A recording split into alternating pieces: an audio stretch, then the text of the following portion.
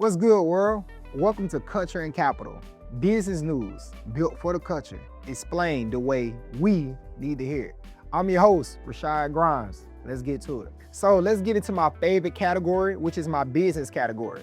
In this area, I definitely want to give a shout out to Ohio. You guys are killing it, especially my Black-owned businesses. According to new census data, it shows that Black-owned businesses in Ohio grew their collective payroll by 82% between the years of 2017 and 2023. Now, that's more than 5,600 firms now employing over 64,000 workers. That's major. Now, this is coming from an analysis that's been tracked by the Black Dollar Index. And here's the part that kind of makes this hit different. In the same stretch of time, corporate boards across America hit a decade high, unfortunately, for white male appointments. So while the door in the boardroom is getting harder to walk through, the businesses we're building ourselves are growing faster than ever. Now, Ohio, you guys definitely didn't get there by accident. What's driving growth like this is usually the same handful of moves repeatedly made in every city where it happens. Owners are doing what they're supposed to do, which are hiring their first employee instead of staying solo forever. They are reinvesting those profits back into the company instead of taking all the money out of the business. They are utilizing their local chambers of commerce and SBA-backed loans instead of trying to bootstrap everything alone. And most importantly, they are serving their customers in a manner that's causing lasting support. So what does this mean for us? Well, let me tell you, if you are already a business owner, ask yourself, are you still in hustle mode? Are you still grinding? Are you still doing things that's not allowing you to scale?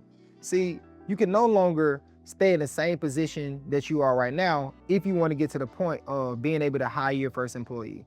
If you want to get to the point to where you can take on more customers, you have to ask yourself, are you spending the money that you should be reinvested? Are you not serving your customers in a manner that can cause real substantial growth, right? Because at the end of the day, growth from one person to a real payroll is the exact jump that shows up in data like this. So let's get into our entertainment segment. Right now, I want to give a shout out to Jermaine Dupri. If you guys know him, he's a music mogul and a legend, especially in the entertainment segment. Now, this is a person who built So So Def Records. He's been in the music industry for over 3 decades, and he's also produced and written for some of the biggest names in the industry. But guess what? Unfortunately, he's currently in court suing Sony Music because he says he is owed unpaid royalties. Let that sink in for a second. This is not some random new artist who got taken advantage of on a rookie deal.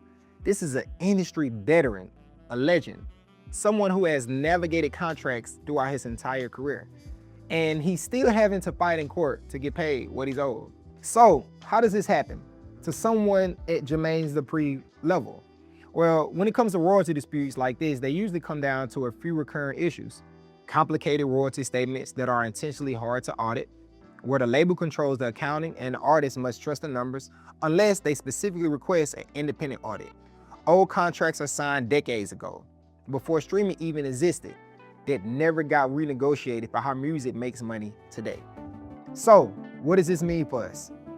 So guys, what can you do to not end up in the same position as Jermaine Dupri? Well, number one, as an attorney, I can advise you on this. Whatever contract you sign, hire an independent professional attorney who specializes in the area. This gives you a better chance of being well-informed of what you're actually up against from the outset. Number two, always, I repeat, always revisit old contracts. Business today is not business yesterday. A deal that was fair standard a year ago or 5 years ago may not actually reflect how the business has changed since then. If you signed something years ago and haven't looked at it since then, that's homework for you this week. Go check it out. Number three, if you're in any kind of royalty or commission-based deals right now, hire a forensic accountant to review your statements periodically.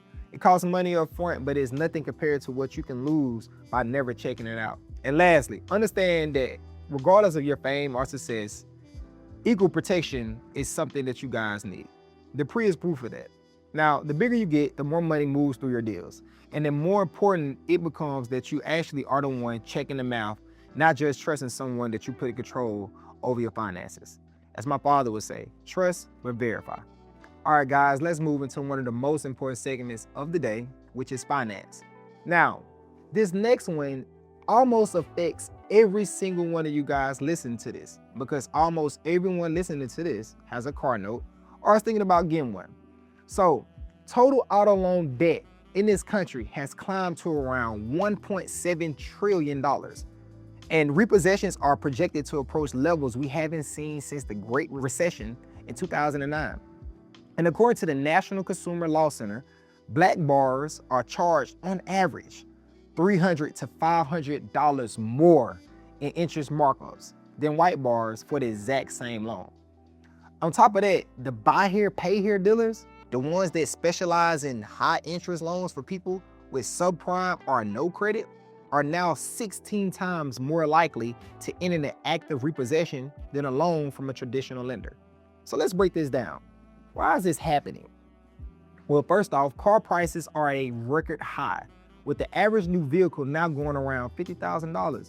To make that number look affordable on monthly payments, dealers are pushing longer and longer loan terms, some stretching these payments up to 84 or even 96 months. That's 7 to 8 years of payments on a car that will definitely be worth a fraction of that by the time it's paid off, if you pay it off. And once you're actually financing a car for that loan, you're almost guaranteed to end up upside down, meaning you definitely will owe more than the car is worth, which traps people into a cycle of rolling old debt into new loans. So guys, what does this mean for us? Well, first, I need you guys to really ask yourself, do you really need a car? Or do you just need reliable transportation? Now, guys, you have to understand this. Those are two different things. A lot of people conflate wanting a new car with needing one, and that's an expensive mix-up. If your current car runs and is reliable, I don't care if it's an old box Chevy or a Crown Vic, a new note is not gonna solve a transportation problem. It's creating a payment problem. But listen guys, if you do need a car, here's the most efficient way to go about it. Number one, get pre-approved financing from your local bank or credit union before you ever step foot on the dealership's lot. This gives you a real interest rate to compare against whatever the dealership is offering, and it takes away their ability to control their financing conversation. Buy a used car over a new car whenever it makes sense. A 2 or 3 year old vehicle has already taken the biggest depreciation hit, and you get a lower price without a lower quality vehicle. Now, number two, I want you guys to try to keep your loan term as short as you can afford. Longer terms lower your monthly payment, but they cost you significantly more in interest and keep your upside down longer. If you can handle a 48 or a 60-month term at most, instead of a 72 or 84, you will end up saving thousands over the lifetime of the loan. Number three, I want you guys to really hear me on this one. Never, I repeat, never negotiate based on the monthly payment.